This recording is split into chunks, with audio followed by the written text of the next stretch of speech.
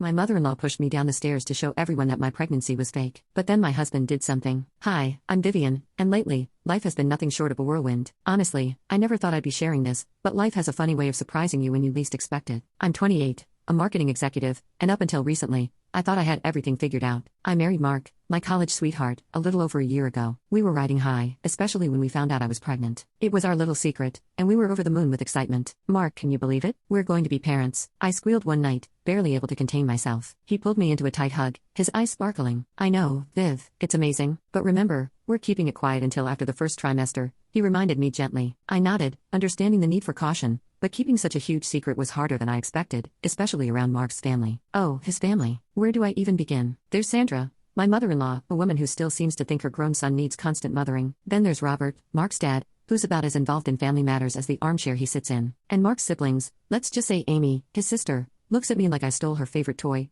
while Jake, his brother, barely acknowledges I exist. Family gatherings are always an experience. Like last Sunday's lunch, for example. Mark, honey, your shirt's wrinkled. Viv, don't you know how to use an iron? Sandra's voice was sharp enough to slice through glass. I bit back my irritation. I'll make sure to double-check next time, Sandra, I replied, forcing a smile. Amy jumped in, adding fuel to the fire. Oh, Viv, don't stress. Not everyone's cut out for homemaking, she said with a smirk. I could feel my blood pressure rising, but I kept smiling, refusing to give them the satisfaction. Later, I called my best friend, Tessa, to vent. If Sandra makes one more passive-aggressive comment about my housekeeping, I'm going to lose it, I groaned. Tessa's laughter crackled through the phone. Girl, you married Mark, not his mother. Tell her to back off. I wish it were that simple, I sighed. Mark hates conflict, and I don't want to stir things up. But I swear, sometimes I feel like I'm drowning in their expectations. You've got to stand up for yourself, Viv, especially now with the baby on the way, she said, always the voice of reason. She was right, of course, but the thought of confrontation made my stomach churn, though, to be fair, that could have been the morning sickness. As the weeks passed, it became harder to keep our little secret. One night, while we were lying in bed,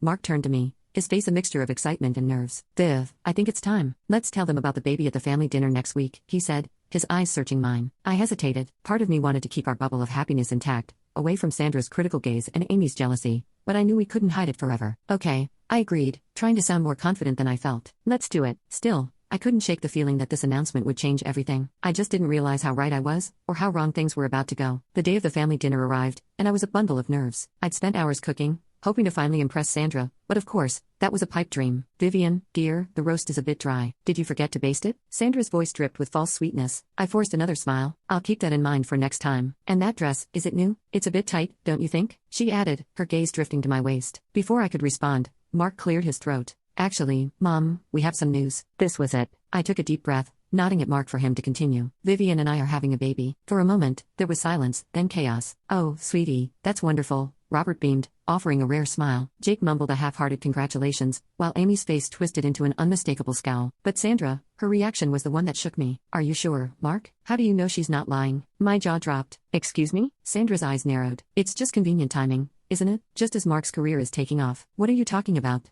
Mom? Mark sounded genuinely confused. Amy, of course, jumped in. Remember when Viv was so insistent about birth control? Funny how that's changed. I couldn't believe what I was hearing. That was over a year ago. We decided together that we were ready for a family. I protested, feeling the weight of their judgment crushing down on me. This was supposed to be happy news. Mark's voice lacked conviction, and I could see the doubt creeping into his eyes. Sandra stood abruptly, her chair scraping against the floor. If you're really pregnant, prove it. Prove it? I echoed, my voice shaking with disbelief and anger. What, you want me to pee on a stick right here? Don't be crass, Vivian. A proper blood test would suffice, Sandra snapped. I looked at Mark, expecting him to shut this down, to defend me. Instead, he looked torn, his gaze shifting between his mother and me. Maybe it's not such a bad idea, Viv, he said softly, just to put everyone's minds at ease. My world started to spin. How could he even consider this? This is insane. I'm leaving, I said, turning to go, but Sandra blocked my path. Not so fast. If you walk out that door, we'll all know you're lying. Get out of my way, Sandra. And then it happened, so fast yet in slow motion. Sandra's hands shot out, shoving me backward. I stumbled, arms flailing as I tried to regain my balance, but it was too late. I saw Jake lunging toward me, his fingers grazing my arm as I tumbled down the stairs. Everything went black. Tears streamed down my face as the scene replayed in my mind. Sandra's hateful expression, Amy's smug face, Mark's weakness, and Jake's failed attempt to catch me. How could this be happening? As the ambulance raced to the hospital, only one thought consumed me. Would my baby survive this betrayal? And if so, how could I ever trust my husband or his family again? The ambulance screeched to a halt, and I was rushed into the ER. Doctors and nurses swarmed around me, their voices a blur of medical jargon. All I could focus on was one terrifying question. Was my baby okay? I blinked awake to the steady beeping of monitors. A doctor stood by my bed, smiling gently. Mrs. Thompson, you're awake. Good news, your baby is safe. You're both going to be okay. Relief washed over me, followed quickly by a wave of anger as I remembered why I was there.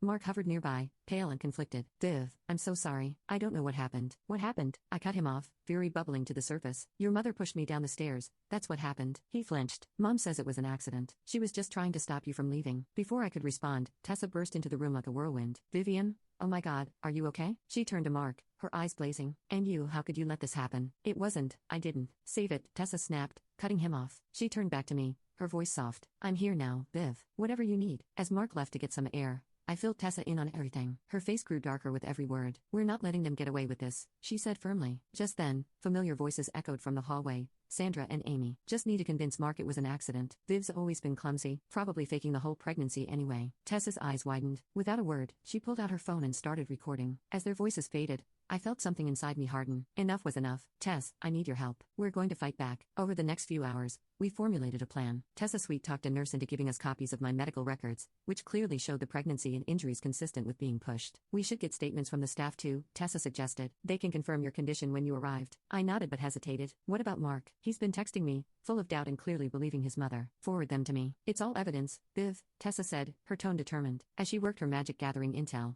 I made a call I never thought I'd have to make. Hello, is this the office of Claire Davidson? I need to speak with her about a domestic abuse case. Tessa returned triumphant. Got it all. Medical records, staff statements, and that lovely recorded conversation of Sandra and Amy plotting. I took a deep breath. Tess, I made a decision. I'm leaving Mark. Her eyes softened. Are you sure? I have to, for my baby's sake and my own. Just then, Mark walked back in, looking conflicted. Viv, can we talk? Mom wants to come apologize. No, Mark, we can't, I said, cutting him off. And she can't. I'm done. His face fell. What do you mean? I mean I'm leaving. I can't be part of this family anymore. It's not safe for me or our child. But Viv, we can work this out. She said she's done, Mark. Respect that, Tessa interjected, her voice steely. Mark left, looking shell-shocked. As the door closed behind him, I felt a mix of sadness and relief. The road ahead would be hard, but for the first time in days, I felt a flicker of hope. I turned to Tessa. What now? She smiled, fierce as always. Now we get you out of here and somewhere safe. Then we make them pay. Months flew by, and there I was, 7 months pregnant, waddling around Tessa's apartment. My baby bump was impossible to hide, a constant reminder of why I was fighting so hard. Ready for court today? Tessa asked as she handed me a glass of water. I nodded, nervous but determined, as ready as I'll ever be. The courtroom was packed. I spotted Mark and his family on the other side,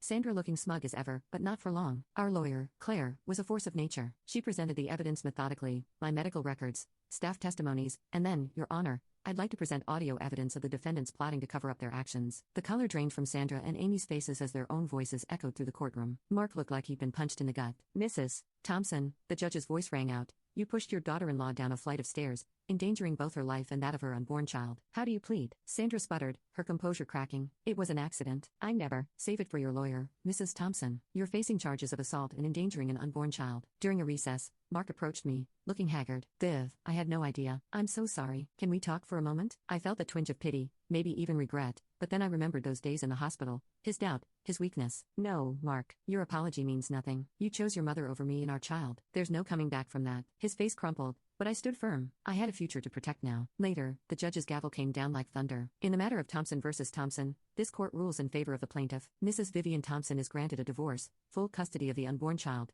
and a settlement of $500,000 for emotional damages and medical expenses. I let out a breath I didn't realize I'd been holding. It was over. We had won. 2 years later, I'm blowing up balloons for my daughter Zoe's 2nd birthday. My little warrior, born against all odds, now toddles around babbling happily. Tessa walks in, arms full of presents. Where's the birthday girl? Auntie Tessa's got goodies. I smile as I watch Zoe squeal with delight and can't help but reflect on how much has changed. I'm running my own marketing firm now, turning my pain into purpose by helping other survivors tell their stories. Sandra is serving her sentence. Turns out pushing pregnant women down the stairs is frowned upon by the justice system. More friends arrive, filling the house with warmth and laughter. These are my people now, the family I've chosen. As the party winds down and I tuck an exhausted Zoe into bed, I whisper, happy birthday, my brave girl. The world is yours, and mine too. I realize now that this is a world of new beginnings, hard-won and fiercely protected. Whatever comes next, I know we can handle it. After all, we already have. The story you've just heard is now over, but I have a question for you. If you were in my shoes, would you have given Mark a second chance? Was I too harsh in rejecting his apology, or was I right to protect myself and my daughter from future harm? This is a tough situation with no easy answers. What would you have done? Share your thoughts in the comments below. Your perspective might help someone going through a similar situation.